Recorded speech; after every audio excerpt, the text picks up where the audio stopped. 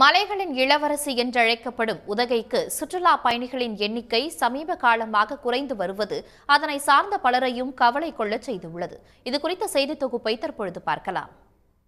உதகை என்றாலே இதமான பருவ சூழல், நூற்றாண்டுகள் பழமையான அரசு தாவரவியல் பூங்கா, ரோஜா பூங்கா, தொட்டபெட்டா சிகரம், படகு இல்லம், மலை ரயில் என ஒவ்வொன்றும் சுற்றுலா பயணிகளுக்கு விருந்தளிக்கும்.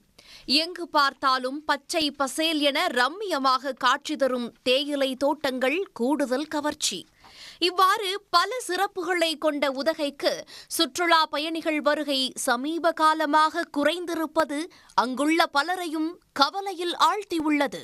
ஊட்டியில் இருக்கிற எல்லா தொழில்கள், ஹோட்டலாக இருக்கட்டும், cottages and lodges, taxi, chocolate shops, துணிக்கடை, எல்லாமே இங்கே வரக்கூடிய சுற்றுலா பயணிகளை நம்பி மட்டும்தான் இருக்கிறாங்க. ஆனால் இந்த வருஷம் பார்த்திங்க அப்படின்னா இந்த 4 மாதத்துலேயே கிட்டத்தட்ட 4 லட்சம் டூரிஸ்ட் வருகை கம்மியாக இருக்குது.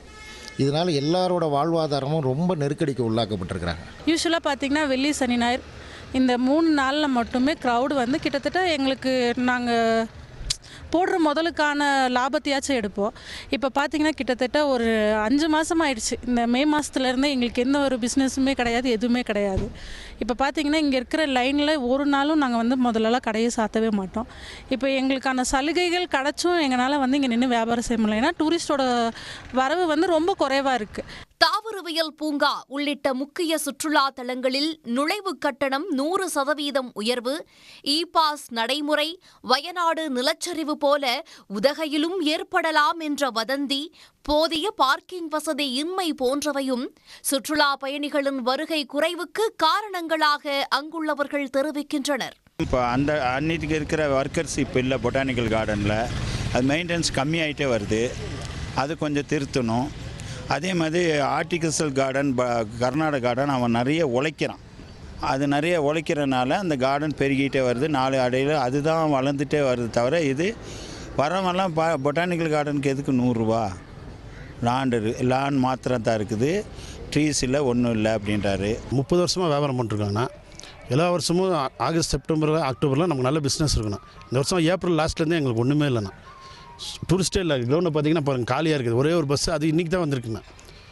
வண்டியே வரதில்லைங்க இங்கே. இ-பாஸ் ஒரு பிரச்சனை, ப்ளஸ் இந்த வயநாடு. அதனால் எங்கள் ஊரில் மழை தான் ஒரு பிரச்சனை கிடையாதுங்கண்ணா. எப்போதுமே மழை வர்றது தான். ஆனால் எங்களுக்கு டூரிஸ்ட்டே இல்லாமல் போனதுக்கு காரணம் இ-பாஸ் தாங்க.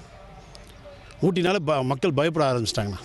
சமீப காலமாக கேரளா மற்றும் கர்நாடகாவில் இருந்து உதகைக்கு வரும் சுற்றுலா பயணிகள் எண்ணிக்கை பெரிதும் குறைந்துள்ளது. மொத்தத்தில் கடந்த 5 மாதங்களில் மட்டும் வழக்கத்தை விட 3.5 லட்சம் சுற்றுலா பயணிகள் வருகை குறைந்திருப்பது உதகை வர்த்தகர்களை கடும் அதிர்ச்சியடைய வைத்துள்ளது. உடனுக்குடன் செய்திகளை தெரிந்து கொள்ள சன் நியூஸ் பெல் ஐகானை கிளிக் பண்ணுங்க.